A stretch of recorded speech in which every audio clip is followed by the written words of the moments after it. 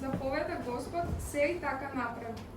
Во првиот ден на првиот месец, во втората година, шаторот беше подигнат.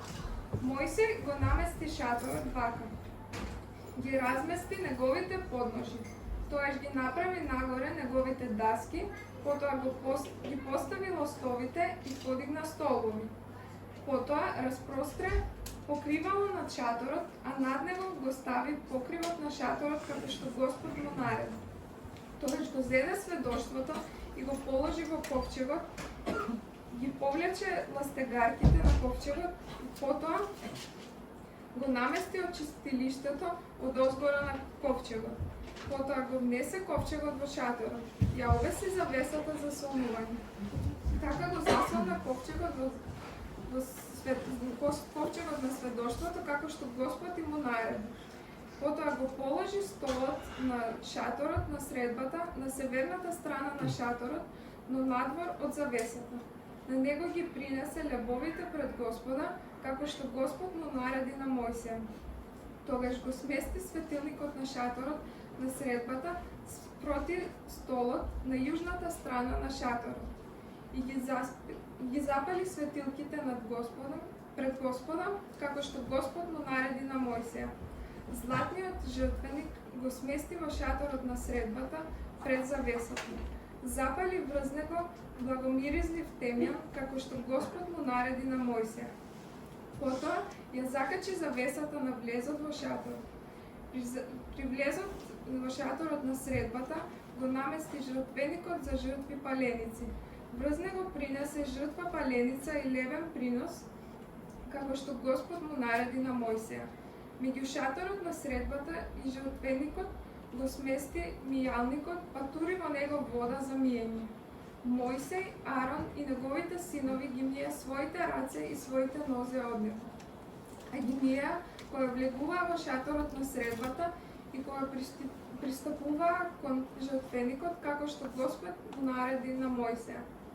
Најпосле Мојсей направи двор околу шаторот и жртвеникот и обеси завеса на дворната врата. Така Мојсей ја сврши работата. А тогаш облак го покри шаторот на средбата и Господовата слава го исполни шаторот. Мојсей не можеше да влезе во шаторот на средбата заради облакот што стоеше на него и заради Господовата слава што го исполнуваше шаторот.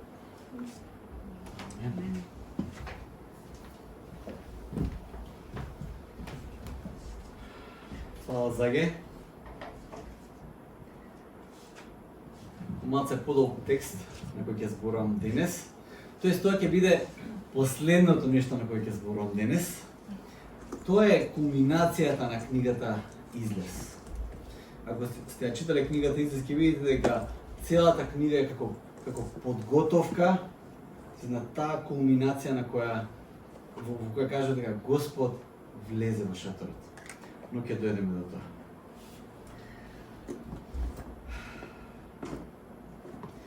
Во текст сме на темата Богојавление и на таа тема има многу што да се зборува. Еве пред богослужбата со Ване го зборував малце. И навистина шкаклива е таа тема, што ќе се каже за тоа Богојавление. Толку многу традиција кружи околу, толку многу дезинформација, што треба, како треба, што тоа значи. И навистина е многу важно да се отиде длабоко внатре во Божиот збор, да се види што тоа представува за нас денес. Но ќе дојдеме и до тоа. Јас за нас денес од Сабајле имам едно многу важно прашање. Зошто ние луѓето толку многу бараме смисла во животот? Јас верувам дека не постои еден човек кој не бара смисла во животот, смисла за своето постоење. Зошто сум јас на овој свет? Голем дел од потрагата за важност се темели на верувањето за корените од кај сме, на убеденоста по прашањето на почетоците или сите тие онтолошки категории кои филозофски или теолошки ги разговараме. Од кај потекнуваме ние? Зошто потекнуваме? Чиј производ сме ние луѓето? Силно сакаме да веруваме дека постоиме со цел. Тоа честопати кога јас бев дете, можеби веќе не толку многу, но кога бев дете прашањето беше што сакаш да бидеш кога ќе пораснеш. И тоа мене прашува искрено, јас поима немам што сакам да бидам. И едно време мислев дека сакам да сум музичар, ама и тоа не било како што треба. Силата на библиската порака е дека Бог создаде од љубов. Мислам дека не сме ни свесни колку силна порака е таа за човештвото. Во центарот на постоењето е фактот дека Бог се дава себе си. За Адам да станеше живо битие, Бог требаше да вдахне од својот дух во него. Единствено тогаш Адам стана живо битие. Адам беше поставен во градина, изградена од Бог, насадена од Бог. Му беше направено посебно место во созданието. Му беше дадена цел. И сам Бог ја изгради таа градина за Адам и за Ева. Имате многу светогледи, многу приказни за создавањето, за почетоците. Имате многу светогледи кои се достапни. Во речиси секој друг светоглед, со некои мали исклучоци, човекот и светот во кој живееме, или е случаен производ, тоа е едната категорија, случаен производ на евака сплет на околности, случајно се случило, или човекот и светот настанал како една голема грешка на боговите. Тие се двете преовладувачки приказни кои ги гледаме во светогледите. Не само што создателот не се дава, тој или го нема, или ти си производ на негова грешка. Отприлика тоа е создавањето на човекот во најголем дел од светогледите. Има исклучоци кои освен христијанството кажуваат дека има создател кој тоа го направил со умисла. Токму богојавление е почетокот на сите нешта во христијанското верување. Овие денови со еден мој пријател ја читам заедно книгата Копнеш за Бог. Не знам дали сте ја читале, тие што не сте ја читале, ве предизвикувам. Многу убава книга од Ава Тозер. Јас секогаш кога ќе кажам Ава Тозер, јас само ќе кажам вака. Кога бев во Америка пред неколку години, тоест пред 5-6 години, бев на гробот на Ава Тозер. И изборев со луѓе кои го познавале лично. Ава Тозер пишува вака. Тоа е првиот параграф во неговата книга. Христијанската теологија поучува за доктрината на претходењето на мислата, што накратко кажано, значи дека пред човекот да го побара Бог, Бог морал да го побара човекот. Тоа е основната христијанска доктрина. Пред да може во умот на грешниот човек да се појави правилна мисла за Бог, во него морало да се одвива дело на просветлување. Можеби не совршено, но во секој случај вистинско, а истовремено и тајна причина за сиот копнеш, сета потрега и сите молитви што ќе следат. Ние го бараме Бога само и само затоа што тој ставил во нас порив што не води во таа потрега. Копнеш за Бог. Од тука почнува се. Основата за теологијата лежи во таа основна предпоставка дека Бог се објавил. Бог првин се објавил. И токму тоа е основата на нашето теологизирање. Тоа е токму изворот на тој концепт за Бог. Инаку ако Бог не се објавил, ако Бог бил скриен, како човекот ќе дојде до тој концепт во почеток? Серијата ја почнавме со една од најпознатите личности во светот. Повеќе од 50% од секој живо битие, човечко битие на оваа земја се идентификува со таа личност, прататкото Авраам. Повеќе религиозни, огромни групи се идентификуваат со таа личност. Повеќе од 50%. Дали се тоа христијанската религија или исламската религија, сите тие својот корен го гледаат во прататкото Авраам. Ова серија на богојавление ја почнавме токму од богојавлението кое го имаше Авраам, во кој доби ветување дека ќе стане татко на многу народи. Верување кое денес ние го гледаме како се исполнува. Ветување кое Бог му го дал на Авраам пред 4000 години, кое сега ние сме сведоци дека тоа се исполнува. Вау! Иако празникот кој црквата го слави Богојавление се однесува на настанот во Новиот Завет за Христовото крштење од Јован Крстител, сепак Богојавление е теолошки концепт. Е нешто што се случува постојано во библиската приказна. Иако сите тие настани од Стариот Завет и од Новиот Завет ги викаме Богојавление, сепак има една голема разлика од Богојавлението во Стариот Завет и во Новиот Завет. Еве што се случува во Стариот Завет. Тоа што го доживеал Авраам. А кога сонцето беше на залез, го совлада Авраам длабок сон.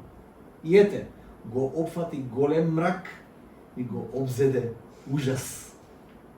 Го обзеде длабок сон, нешто како кома, а како тоа да не беше доволно, па го опфати и голем мрак, за да го заштити Бог Авраам од своето присуство.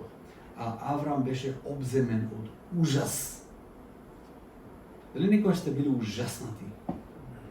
Ужас. Како кога лав да те гони. Им слушам да приказам дека во Африка, нели, светскиот рекорд за скокање во далечина е 8,90.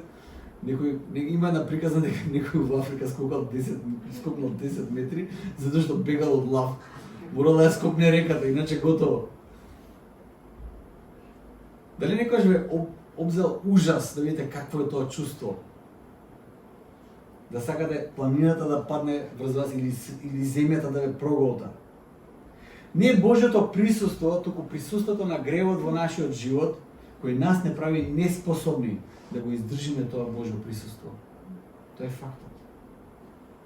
Авраам беше обземен од ужас. Со темниот облак кој се појавува на неколку места во Стариот Завет, Бог воедно се објавува, бидејќи тој сака да се објави, но и не штити со тој облак, бидејќи ние не можеме да го издржиме неговото присуство. Во Новиот Завет гледаме една сосема друга слика. Наместо црн облак, можеме да го видиме Бог како еден од нас. Можеме да го гледаме очи во очи, можеме да го гледаме, да ја гледаме неговата фигура, да го гледаме него, што прави, што зборува, да ја гледаме неговата појава без страв. И наместо ужас не обзема радост и надеж затоа што Бог го отвори патот за секој преку вера да пристапи во неговото присуство. Во плотувањето или отелотворувањето смени апсолутно се. Богојавлението во личноста на Исус Христос го смени светот, смени се. Исус можеме да го видиме Божјото најголемо богојавление. Тој стана еден од нас и преку вера ние можеме да бидеме во Божјиот свет и да пребиваме во неговото присуство без страв. Богојавление. Црквата денес се нарекуваме заедница на верните. Верата е основата на се. Зошто? Затоа што верата е единственото нешто кое ние можеме да го дадеме.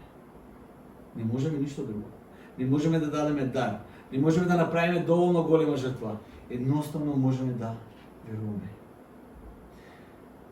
Текстот кој го читаше Заге денес на почетокот беше моментот на излевањето на Божјата слава во скинијата или шаторот на средбата.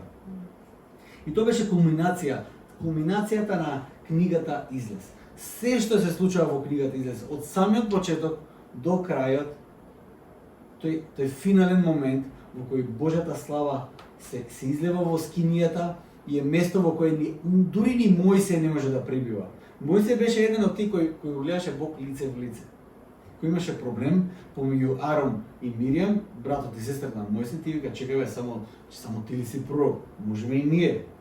Па Бог мораше да ги дисциплинира и да им каже не. Мојсей не е обичен пророк, тој ми е пријател. Тој со мене разговара лице во лице. Тогаш кога сите се плашеа од планината Синај и бегаа од таа линија на која беше исцртана како свето место, сите бегаа освен Мојсей. Само тој отиде во густиот облак. Но сега, кога Божјата слава се спушта во скинијата, во шаторот на средбата, дури ни Божјиот пријател Мојсей не можеше да пребива таму. Тоа е кулминацијата на целата книга Излез. Но на тој настан претходот некои важни епизоди. И ќе ги погледнеме секоја од тие епизоди кои јас сметам дека се многу важни. Првата епизода која можеме да ја видиме на почетокот на книгата е во 3 глава, а тоа е грмушката која гори и не изгорува. Искрено да кажам, тоа беше едно од умилените приказни од Библијата. Секогаш се замислав таа, јас сум селско дете, грмушки гледав на секој чекор, знаев што е грмушка многу добро. Искрено да кажам, и знаев колку добро гори грмушката. Ако е сува грмушка, само чкорче треба да се фрли и ќе се зафати и тоа нема крај. Во разговорот кој Мојсе го има со Господ во тој момент, Мојсе има сомнеж во повикот кој Бог го има за него. Мојсе се сомнева. Повикот кој имаше Мојсе беше ниту малку, ниту повеќе, а тоа беше да отиде кај најмогниот човек во светот во тоа време. Најмогниот, помоќен од него нема. Фараонот. Тоа беше царството, the kingdom од тоа време. И да му каже дека робовите заради кои тој е најбогат и најмокен, ќе треба да ги пушти слободни да си одат. Му нуди уништување на економијата, а за возврат ништо. Тоа бе преговорите со кои Мојсе требаше да пристапи. Па не беа баш дипломатски. И фараонот не се согласуваше баш со таа. Поверојатно јас да бев на негово место, јас ќе кажам, уствари кога гледам дека Мојсе не е убиен на лице место, мислам дека фараонот е многу милост искажа. Не беа тие добри преговори. Не знаеме што значи нечесни преговори како држава, мислам. Е тоа што ние го чувствуваме понекогаш, тоа мислам дека е мала шала тоа што Мојсе му го нуди на фараонот. Мојсе многу добро ги разбира Божите зборови, и е полн со прашалници и изговори само тоа да не се случи. А зошто? Од кај ме најде мене сега? А зошто некој друг не пратиш? Ама гледаш дека јас не знам да зборам. Треба некој друг, малку елоквентен, да го изфилува тоа некако за да го убеди фараонот. Во тој прв момент и во тоа прво богојавление кој го искусува Мојсе се поставува основата за понатамошните Божји делувања. Додека Мојсе се мислеше и бараше изговори, Бог му вели следното. Во 3 глава 12 стих Бог вели вака, а тој рече: јас ќе бидам со тебе. И еве ти знак дека јас сум те испратил. Кога ќе го изведеш народот од Египет, ќе му служите на Бога на оваа планина. Прво нешто што Господ го вика, јас ќе бидам со тебе. Тоа ја прави целата разлика. Јас сум со тебе. И еве ти знак дека сум те испратил. Не ако го изведеш народот, туку кога ќе го изведеш ти народот, ќе дојдете пред оваа планина и ќе ми се поклоните.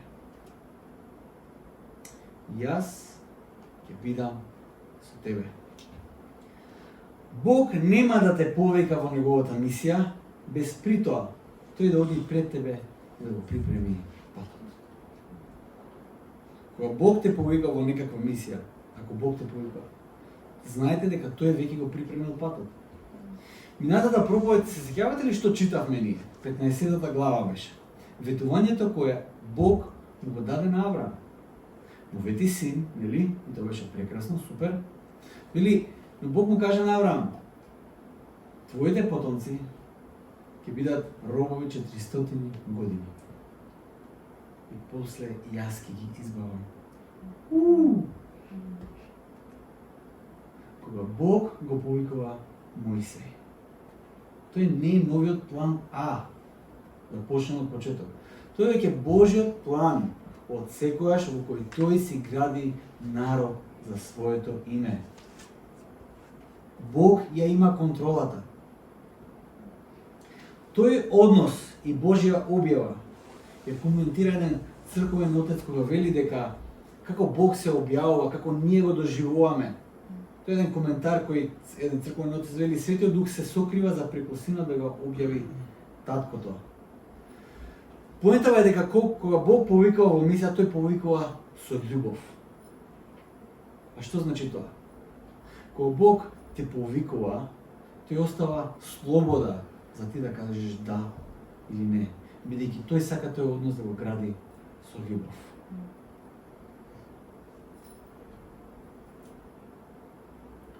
Кога Бог го повикува Мојсей во мисија, има ветување дека Мојсей не е повикан сам тоа да го направи за да го задоволи Бог, за Бог да му се смилува, туку Мојсей е повикан да изврши Божјата волја во ситуацијата во која Бог веќе ветил на Авраам тоа што му го ветил и го припремил веќе одамна. Бог е предаден и верен на своите ветувања. Знаете, првиот аспект кој мораме да го согледаме во богојавлението е тоа дека Бог се вклучува. Бог се дава себе си. Тоа е многу важен момент. Бог се дава себе си. Бог се даде себе си во односот со Авраам.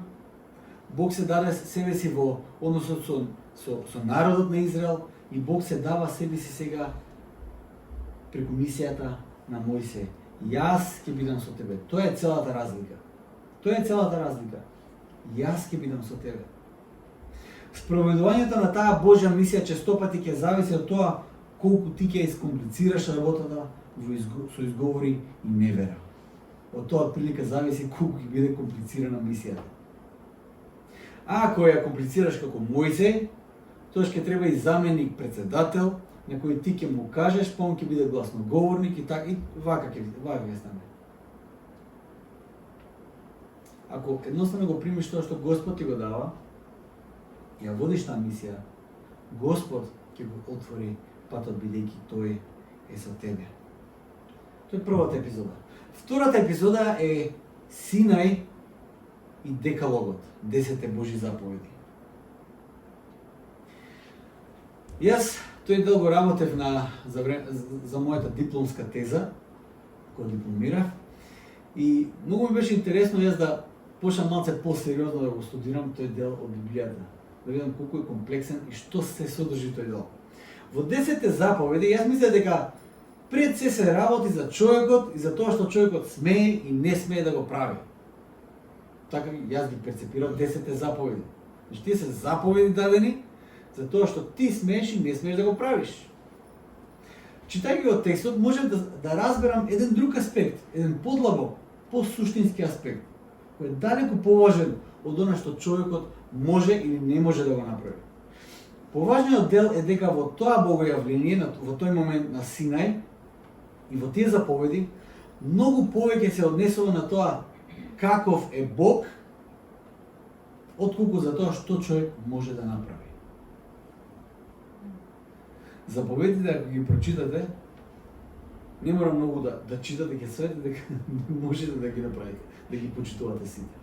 Наставно не е можно.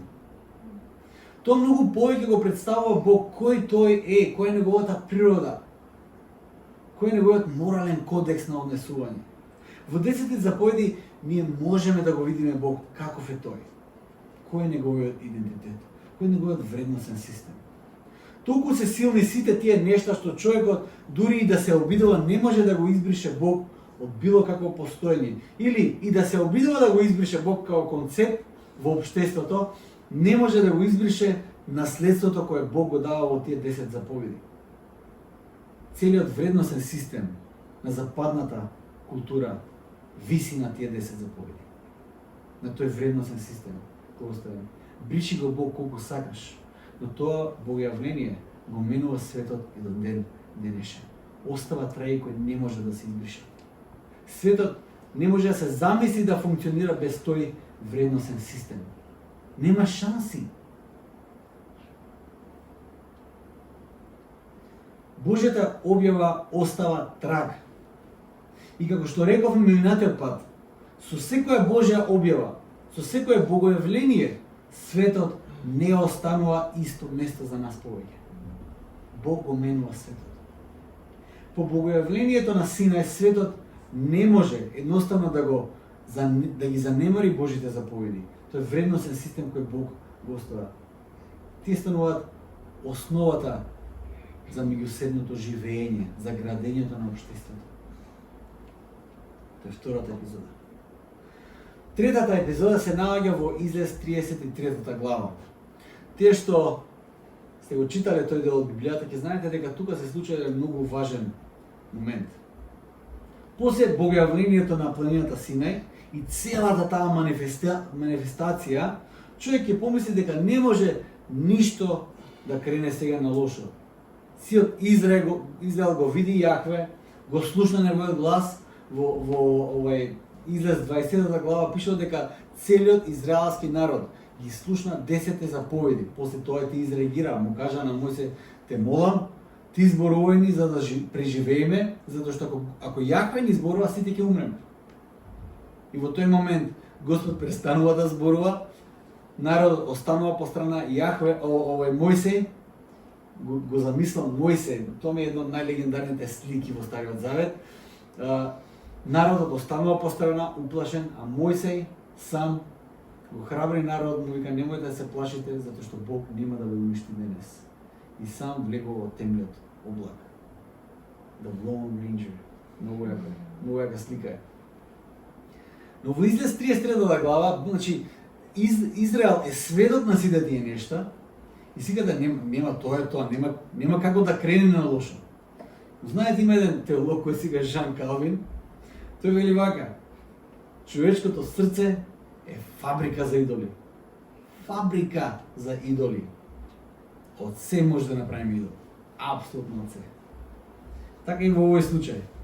Додека Мојсей беше на планината Синај, ги примаше камените плочи со 10 Божји заповеди, израелците во подножието на планината, гледајќи ја таа неверојатна гледка пред нив, тој пламен, тој густ облак, тој потрес, тие одлучија да направат златно теле.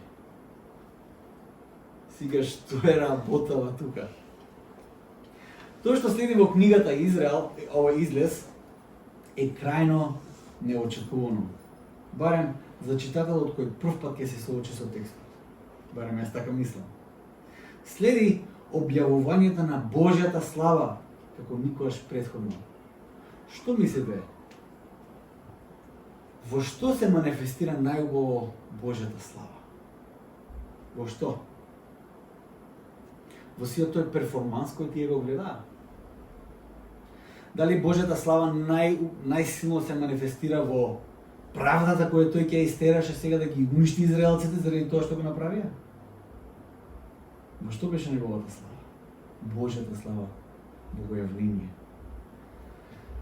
Божјата слава се состоеше во тоа да искаже милост кон оние кои не ја заслужуваат. Во тоа најубаво се манифестираше Божјата слава. Кога Мојсей се дрзна, му каже на Бог: сакам да ја видам твојата слава. Господ вели: ќе искажам милост на тој што јас сакам да му искажам милост. Господ го зеде Мојсей, го стави помеѓу карпите, го покри неговиот поглед додека не помина и само дозволи да го види грбот на неговата слава. Што и тоа да значи? Каква мистерија е се до тоа? Господ искажа милост. Не го уништи Израел, ја покажа својата слава пред Мојсей. Во тоа најмногу се манифестира Божјата слава. Да искаже милост на оние кои не заслужуваат. И доаѓаме до денешната епизода. Богојавление за кој Израел сведочеше. Во суштината на текстот кој го читавме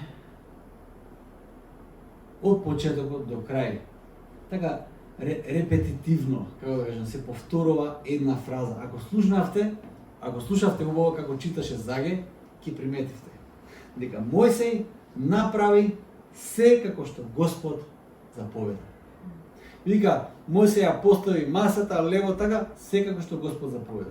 Мојсей го направи тоа бокало, таму го стави се како што Господ заповеда. И на крај Мојсей заврши се како што Господ заповедал. И тогаш Божјата слава се спушти во шаторот на средбата, во скинијата. Беше момент за паметење. Во богојавлението има едно посебно, има едно посебно себедавање од страна на Бог. Себедавање. Незаслужено од наша страна. Неразбирливо за нас, но Бог се дава.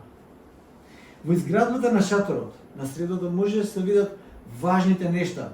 Причината за изградбата на шаторот на средата или скинијата се наоѓа во Еденската градина, а тоа е Божјата желба и волја да има заедништво со човекот.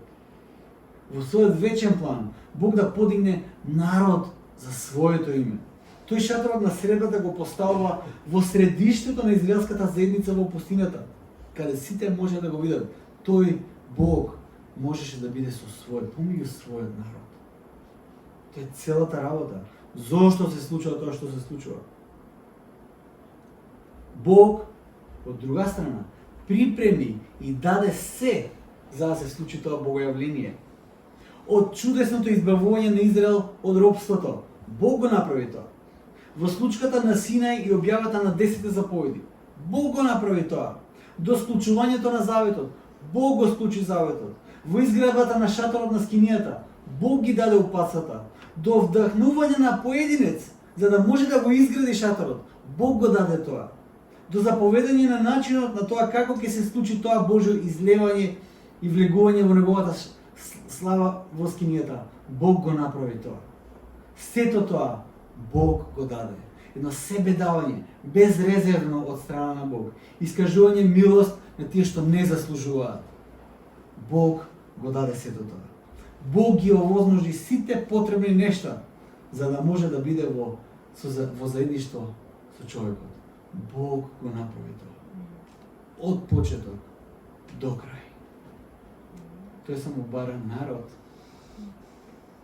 кој ќе го следи, кој ќе извршува неговите заповеди, народ кој ќе го носи неговото име во овој свет.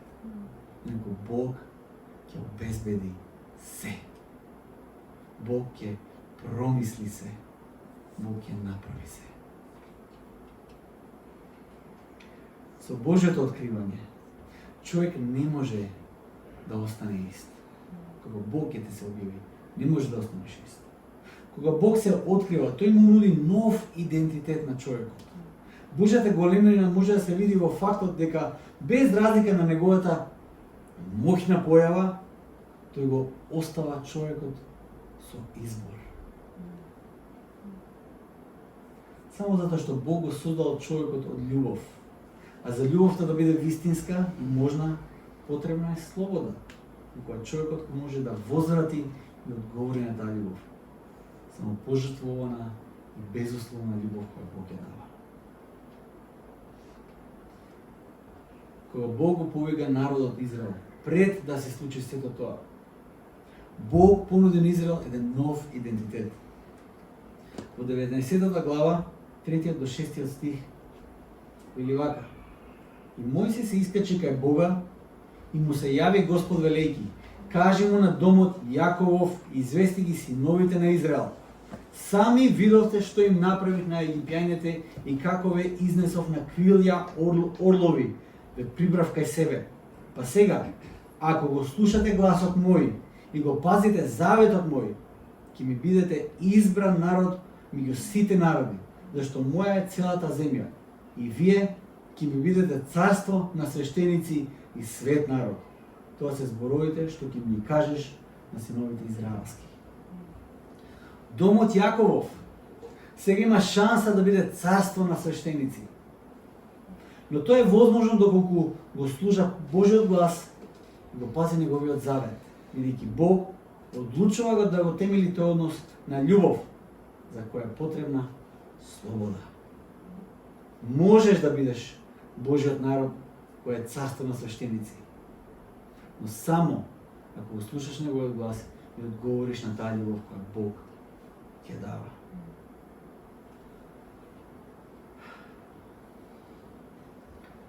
Какви се епизоди Бог носел во твојот живот? Знаете, ние многу брзо забораваме. Луѓето страшно брзо забораваме. Ние сме како Израел. Понекогаш сме бетер од Израел. Златното теле е на 2 минути од да го направиме. да се сетиме какви се епизоди Бог носел во твојот живот. Имаме историја ние со Бог. Мислам дека затоа сме тука ние. Имаме некаква историја. Бог не сретнал во одредени моменти во нашиот живот. Незаслужено. Може и тогаш кога најмалку сме очекувале. Бог ни прозборал. Бог действувал во нас. Тоа е дел од нашата историја, од нашето сеќавање. Какви епизоди Бог оставил во нашиот живот. Во кои моменти знаеш дека Бог ти се има објавено или ти има зачувано од нешто. Бог ти има заштитено и тоа го знаеме. Верувам дека многу мери од нас и тоа сме го искусиле. Како си одговорил на таа негова безусловна љубов? Само Божјата љубов. И кој е новиот идентитет кој Бог ти го носи денес? Како што кажав, Бог приготвува се. Бог се објавува. Бог се открива и Бог се дава себе си. Кулминацијата повторно можеме да ја видиме во најнеобичното или поточно да кажам во најобичното богојавление во актот на воплотување. Кога Бог се роди како еден од нас. Пообично тоа не можеше да стане еден од нас. Верата е основата на се, затоа што друго ние и не можеме да дадеме. А на тие што веруваат, Јован во 1 глава 12 стих каже: а на сите што го примија, на сите што веруваа во неговото име, им даде моќ да станат чеда Божии. Тоа е сила, луѓе. Тоа е сила да станеш Божјо дете. Дали чувствуваш таа Божја сила во тебе? Дали чувствуваш дека Божјата сила е во тебе, дека ти си негово дете? Исус не им кажа на апостолите: отидете во Иерусалим и после неколку денови ќе добиете само уверение и ќе се окуражите и не знам што. Не, ќе добиете сила од Светиот Дух, која ќе ве засени. И ќе станете мои сведоци. Зошто? Затоа што сте добиле сила од озгора. Ја чувствувате ли таа Божја сила на новиот идентитет, во кој вие сте Божјо дете? Ја чувствувате ли таа сила? Да се спротивставите на гревот, на желбите, на похотта, на што и да е со кој се соочувате. Дали ја чувствувате таа сила? Бог дава сила. Не го штедете Бог. Барајте сила од Бог. Нека тоа богојавление ви донесе сила на вас. Дали веруваш во неговото име? Или дали го имаш примена во животот? И дали твојот живот е изграден врз верата на него, на тоа што тој го направил? Дали тој нов идентитет е реалност во тебе и дали го менува твојот живот секојдневно? Тоа не е момент само кој го примаш и готово. Таа сила ја примаме секојдневно.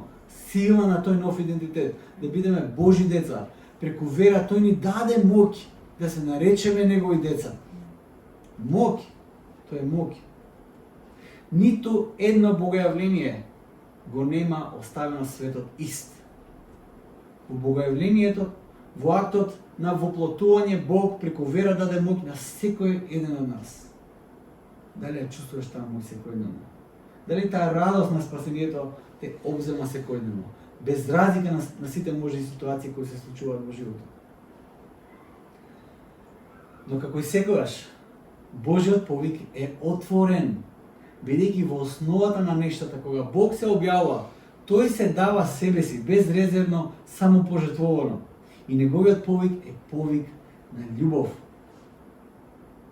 Бидејќи љубовта беше причината за создавањето, љубовта беше причината за простувањето, љубовта беше причината за спасението, а љубовта е основа за вечноста. Тој е Божи повик, кој се заснова на љубов. И ти имаш слобода да одговориш на тој повик. Имаш слобода. Прифати го тој Божи повик на љубов. Живеј во животот во Божјата љубов секојдневно. Отвори го срцето за Божјата објава во тебе. За тоа богојавление да го почувствуваш. Затоа што ако го видиш Бог, не можеш да останеш ист. Ако светот не може да остане ист после некое богојавление, и ти нема да останеш ист. Дозволи Господ да ти се објави, да те менува од внатре. Прифати ја таа моќ која Господ ти ја дава со вера во Него. Тоа е да бидеш Негово дете. Колку прекрасен повеќе тоа. Колку прекрасен повеќе тоа. Ајде да се молиме за крај. Татко наш небесен, ти се објави.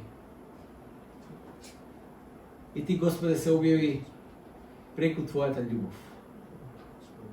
Господе, ти ни остави, Боже мој, отворена врата. Со отворени срца да придеме, да те прославиме, Господе Боже мој, и да бидеме твои деца. Господи, која привилегија е тоа? Која сила е тоа, Господи Боже мој? Во свет исполнет со предизвици и грев, Боже мој, ние да бидеме деца, синови и ќерки на Севишниот Бог, совршениот. Господи, дај ни од Твојата сила, да бидеме Твои деца, да бидеме светлина, Боже мој, на светот.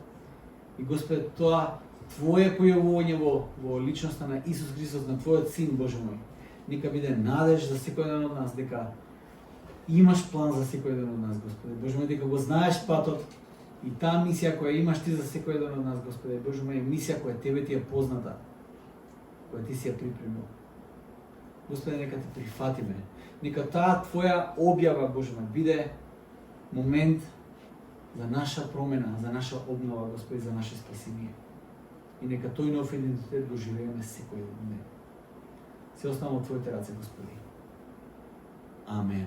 Amen.